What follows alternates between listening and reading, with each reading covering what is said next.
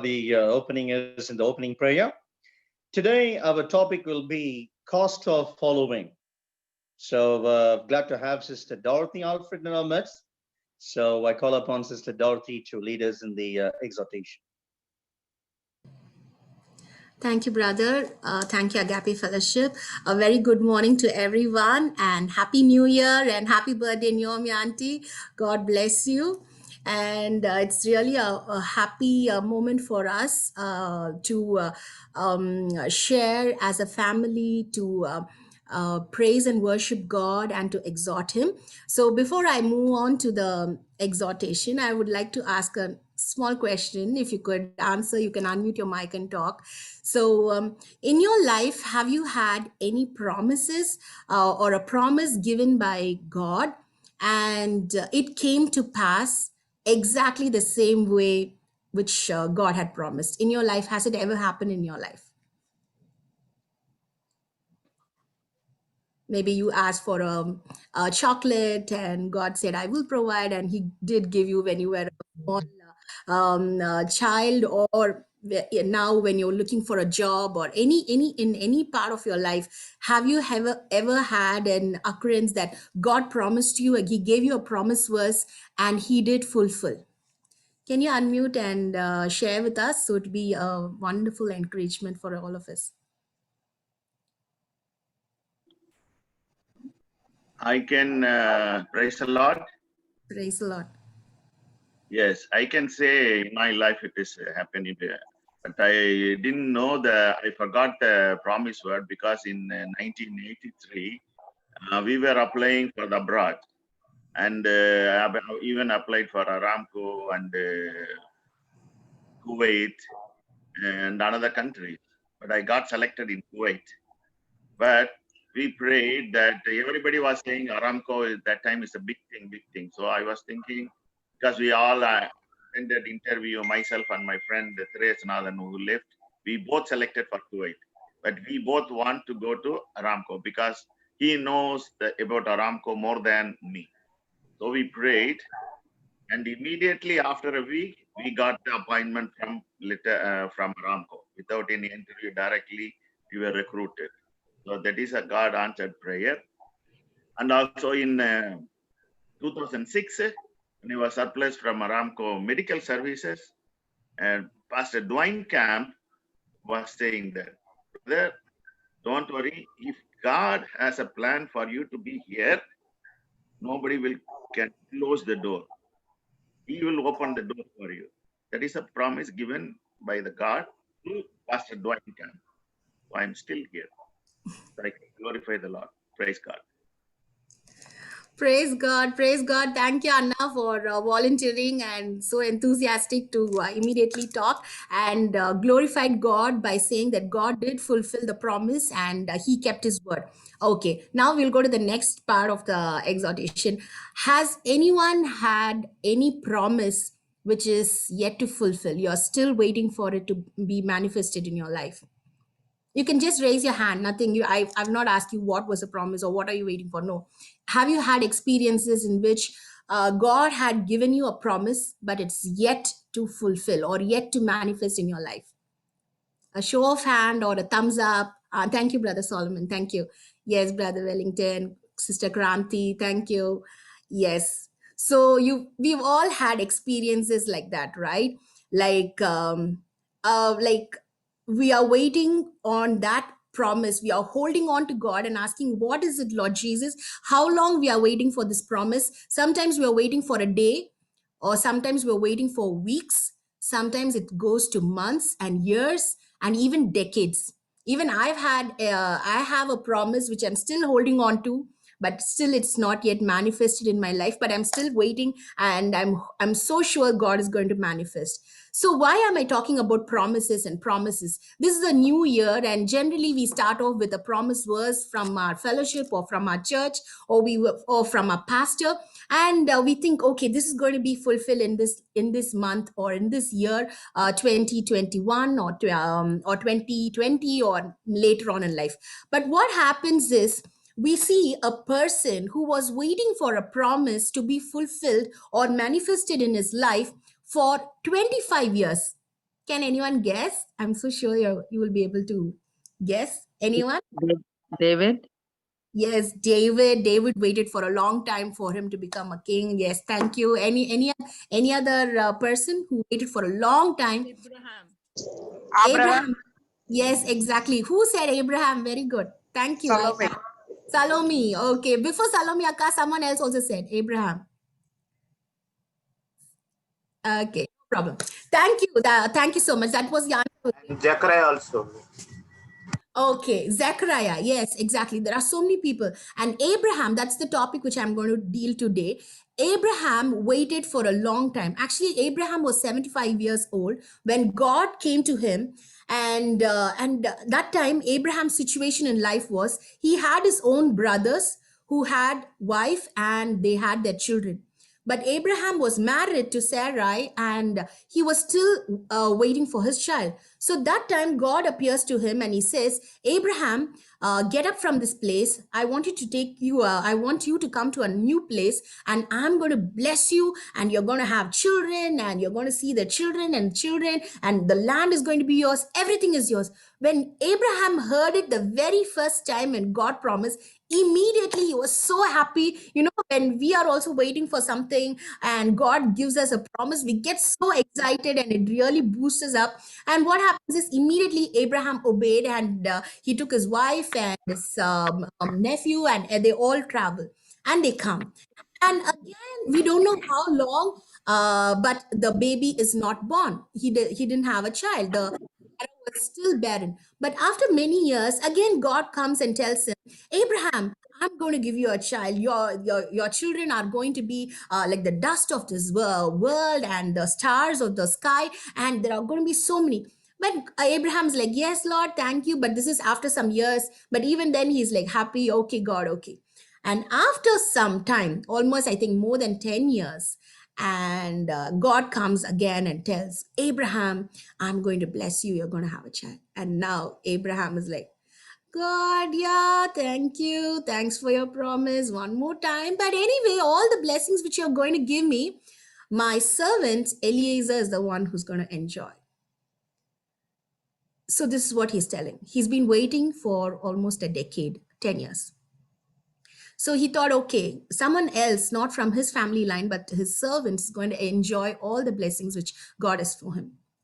You know what happens that time? God doesn't tell him, Abraham, how dumb you can ever get, or how could you be like this? Are you not ashamed to ask me such a question? He doesn't condemn him at all.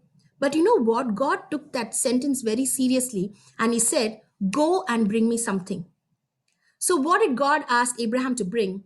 He asked him to bring a 3-year-old heifer, a 3-year-old female goat, a 3-year-old ram, then a turtle dove, and a young pigeon. 5 things. God tells him, go and bring all this for me. Abraham's like, okay, fine, no problem. So in Bible times, if you see, if someone is going to say to someone, I promise I'm going to do this to you, or I am so sure, verily, I'll tell you that I'm going to do this to you. What they do is they come up with an agreement, or they come up with a pictorial representation or a show of something, so that for people to say that I am in a promise with this person. In Bible times, this promise is called as covenant. It's not just any promise, it's a covenant. A covenant is a permanent thing. It doesn't break. Only death can make you be free of the covenant. So what happens is God tells, go bring all this for me. And immediately Abraham obeys and he brings all it. And God tells, cut it into 2. And he cuts it. And both the parts of the ram and the heifer and the female goat and turtle dove and pigeon, everything is being spread. And the actually, according to the covenant, the procedure is both the parties. If I'm going to make a covenant with John and Anna, and me and John and Anna will have to walk towards each other in between the dead carcasses of the animals. And once I cross each other, we are into a covenant for lifetime. So what God tells is, Abraham, come on. You're not very sure whether I'm going to give you this, right? Come on, come for a covenant. So Abraham lays everything. And so Abraham is thinking, okay, God is going to call me, so I have to walk straight, looking at his face, walk towards him, face to face. We have to walk towards each other, and then we are in for a covenant for lifetime. But you know what? God does something even more differently. He puts Abraham into a deep, deep, deep sleep. And Abraham, who was the one who cut the animals and who got it all ready and waiting for God to come, he goes to sleep. According to the covenant, both the parties have to walk towards each other. But God puts Abraham to sleep. If you go through the verses which I'm talking about is from Genesis chapter 15. So you can read it when you're free. And what happens is God is the one who's putting him to sleep. Abraham didn't just fall asleep. God puts him to sleep. And you know what he does? When Abraham is asleep, he talks to him through a vision and he tells Abraham, whatever I told you is definitely going to come to pass in your life. You are going to be the father of many nations. And you know what? He cut the covenant not with Abraham, but I'll read you from verse 17. And it came to pass that when the sun went down and it was dark, behold, a smoking furnace and a burning lamp that passed between those pieces. A smoking furnace, which represented God the Father, and a burning lamp, which represents Jesus. Jesus, the light of the world, he is the lamp. And instead of Abraham cutting the promise or the covenant with God, God cut the covenant or the promise with Jesus Christ. He put Abraham to sleep. Abraham is just a mere human being, just like us. He cannot keep the promises. Sometimes we promise to many people, to our, especially our children. We can easily take advantage of them. We tell them, I will give you this, I will get you that, I will buy this for you. And one point of time, you're like, Chuma, I told you that I will get you later. It's easy for us to break promises. But God is so he's honoring his word, and he's cutting the promise with Jesus. And he puts Abraham to sleep and he tells, I'm cutting the promise because he is the perfect son of man. Abraham is not a perfect man, but Jesus is. Abraham cannot keep the promise. He cannot keep his end of the covenant, but Jesus can. And Abraham was sleeping and he got this promise assured. It's like just imagine it's like a metaphor of a boxing champion. Okay, the boxer, he goes to the championship and he goes and gets all the beatings and he gets bruised, and what happens is in the end he wins the victory. He's the champion. And what happens is he brings the cup and the trophy and the prize money to his house, and his wife is there to enjoy the prize money. She was not there on the boxing ring. But who enjoys this? The wife and the children. They are enjoying from the boxing champion. Just like that, Abraham is a sleeping partner. He's a sleeping partner. He did not invest anything, but he's going to enjoy everything from God the Father, enjoy all the blessings. Just like that, we are in the new covenant. Jesus cut the covenant with God the Father on the Calvary for us. If Abraham could attain the manifestation of the promise which God gave him, definitely, my dear brothers, sisters, Sister Kranti, Salome sister, Brother Solomon, so many of you who did put your hands up saying that God is still yet to manifest. Even myself, I'm so sure God is going to manifest the promise which he gave you in your life, definitely. Thank you so much. This is my exhortation, and may God bless the word. And I'll just close with a word of prayer. Dear loving Heavenly Father, thank you so much that you are a faithful, faithful, faithful God. You never go back on your promises, oh Lord Jesus. Thank you so much for keeping the promise in Brother John's life. Lord, so many years back, in 1983, almost 39 years back, you gave him a promise, and still today, you are keeping it up, Lord Jesus. And the promise which you gave Abraham so many 4,000, 6,000 years back, you are still keeping it today, Lord Jesus. Still, we are the children of Abraham. No one can count the number of Abraham's children because we are into the covenant of God, because we have faith in you, Lord Jesus. Now we just ask you, Lord Jesus, that let us believe, let us have faith, and let us please remove the unbelief from us, Lord Jesus, so that we believe that whatever promises you gave for us, for our children, for our parents, for our friends, for our colleagues, for our companies, whatever you have given, Lord Jesus, let us believe that you are going to bring it to fruition, Lord Jesus. It is going to come to pass in our life. And we are going to stand as a testimony. I'm going to say, just like Brother John, that we are a testimony because God did keep his promises. Thank you so much, Lord Jesus, for this assurance, because you cut the promise, you cut the covenant with Jesus Christ. Thank you, Lord Jesus. We love you and we adore you. We commit the rest of the prayer and the service into your mighty hands. May you alone be glorified. May your name alone be glorified, Father. We ask all this in Jesus' most precious name. Amen. Amen. Amen. Thank you so much, Sister Dorothy, for leading us in the exhortation. Now it is the time to go for the praise and worship. According to Psalms 100, verse 1 says, make a joyful noise into the Lord, all your lands. Enter into the gates with thanksgiving, and to his courts with praise.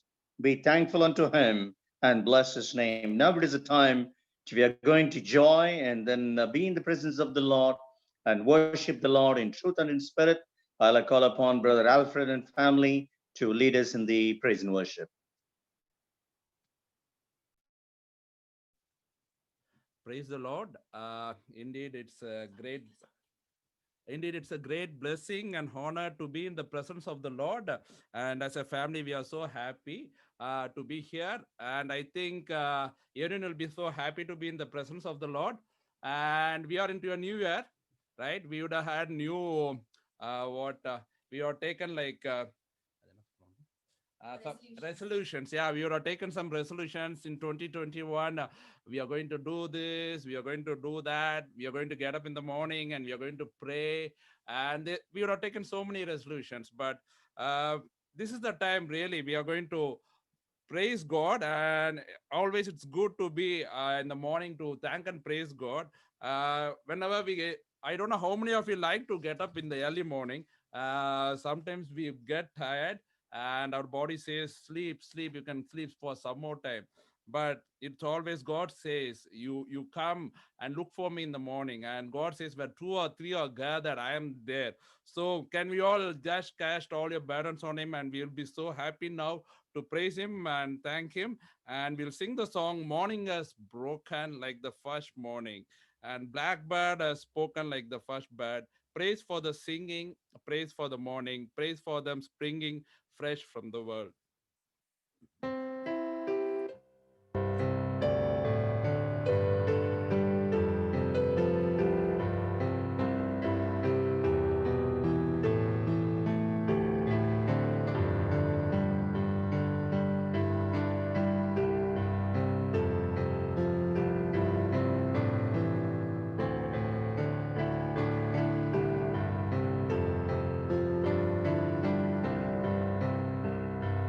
Morning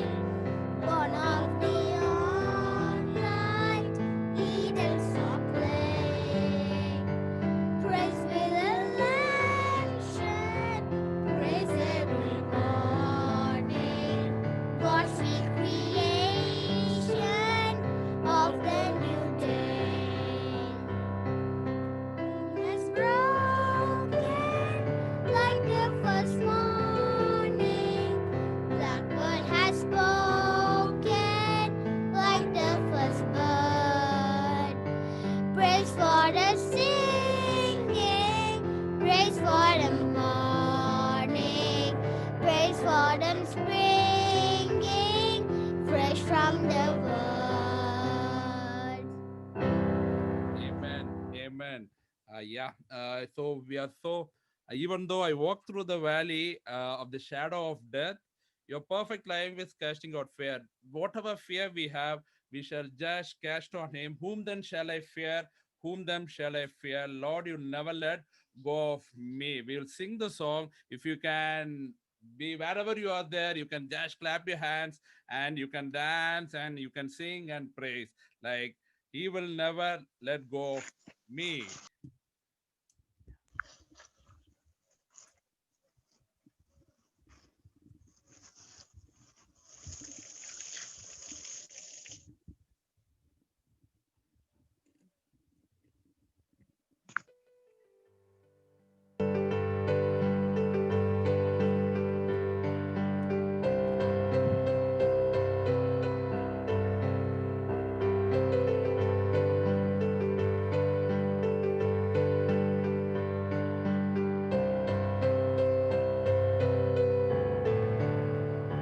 Even though I walk through the valley of the shadow of death, your perfect love is casting out fear.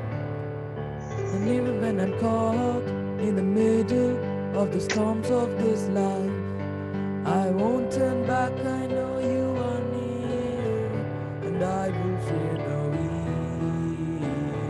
evil, for my God is with me, and if my God is with me, whom then shall I fear? Whom then shall I fear? Oh no, you never let go. Through the calm and through the storm. Oh no, you never let go. In every high and every low. Oh no, you never let go. Lord, you never let go of me.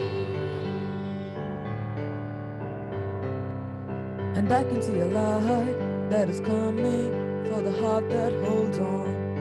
A glorious light beyond all compare. And there'll be an end to these troubles, but until that day comes, we live to know you here on the earth. And I will fear no evil,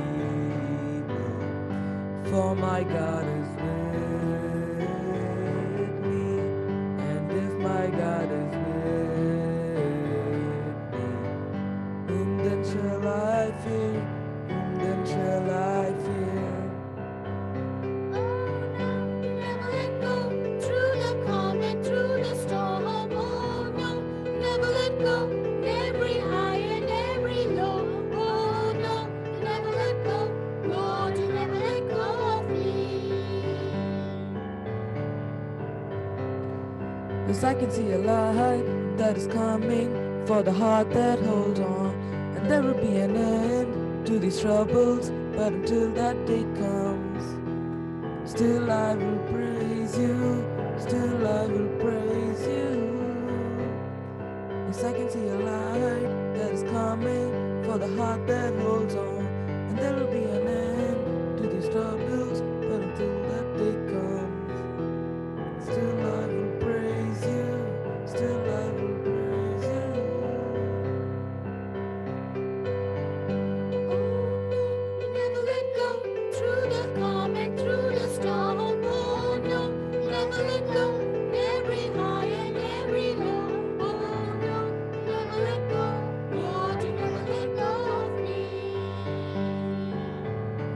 Lord, you never let go of me. Yes, Lord, he will never let go of us. And we'll sing the song like, where you go, I'll go. Where you stay, I'll stay. Where you move, I'll move. I will follow you. It's not that easy. We are followers of Jesus, or we are disciples of Jesus. So it's very very difficult being a follower of Jesus, right? So every day, every time, wherever we are there, really it's a God's given grace that we have to share the good news with everyone. So we will sing this song, Where You Go, I'll Go, Where You Stay, I'll Stay.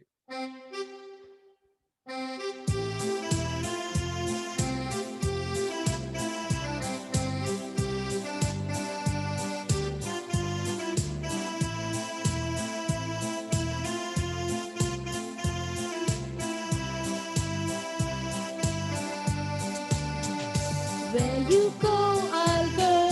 Where you stay, I'll stay. When you move, I'll move. I will follow.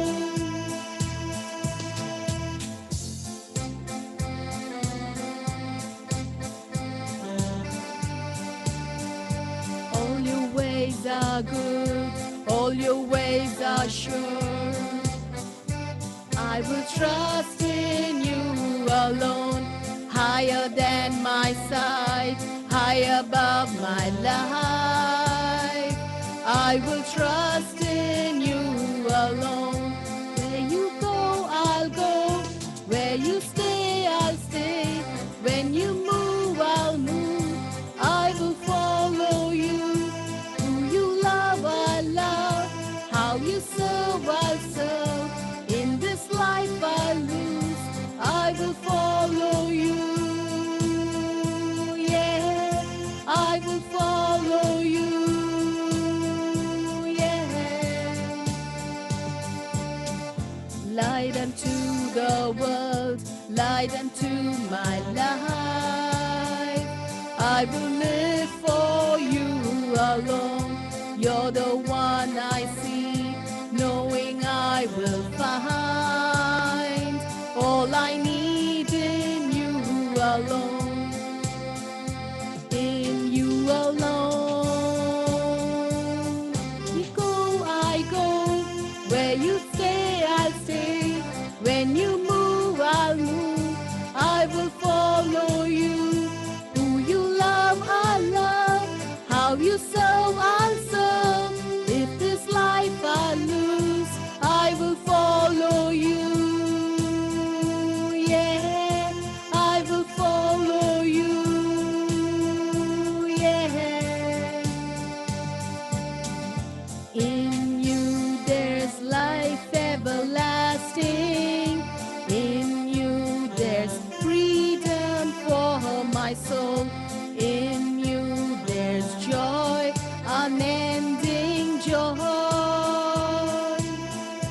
I will follow. Where you go, I'll go.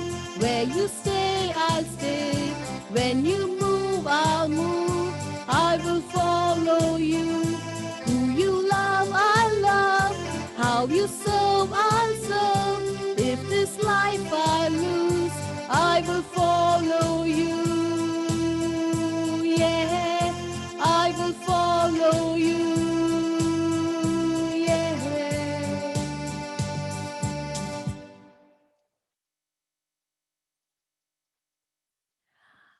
I hope this is our desire for our life, to follow Jesus, to go wherever He wants us to go, to do what He wants us to do, and always be there for Him when He wants us, and always be there for people who are hurting, people who have lost someone, people who need encouragement, and people who need the gospel, the good news of Jesus Christ. This is my desire.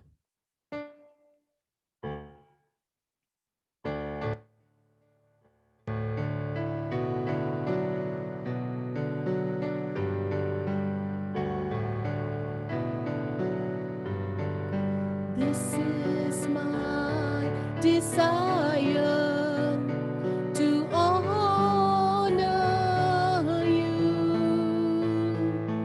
Lord, with all my heart I worship you.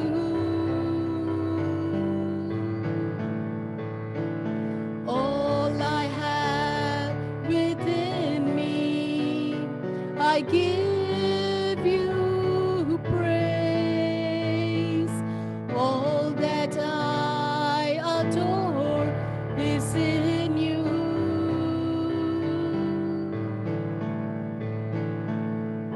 Lord, I give you my heart, I give you my soul. I live for you alone. Every breath that I take, every moment I'm awake.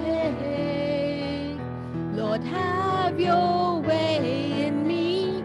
Lord, I give you my heart. I give you my soul. I live for you alone. Every breath that I take, every moment I'm awake. Lord, have your way in me. Lord, have your way in me. Yes, Lord, this is our desire for this year. Not only this year, Lord Jesus, for all the coming years. It is to honor you, to follow you, to praise you, Lord Jesus. This is the cost of following you, oh Lord Jesus. There is a cost, Lord Jesus.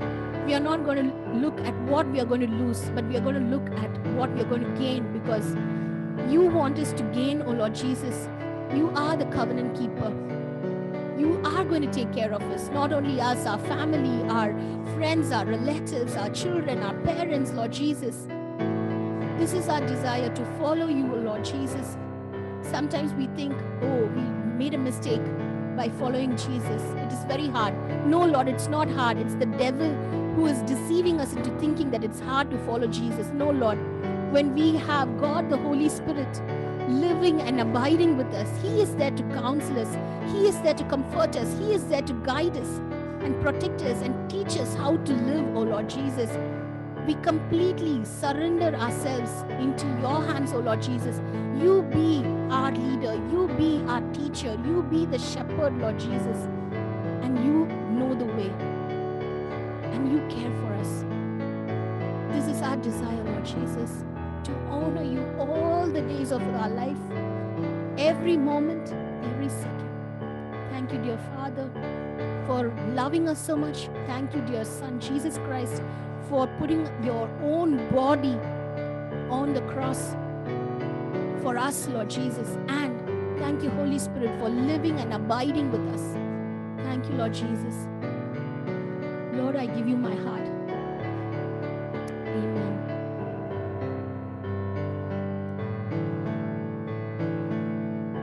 Lord, I give you my heart.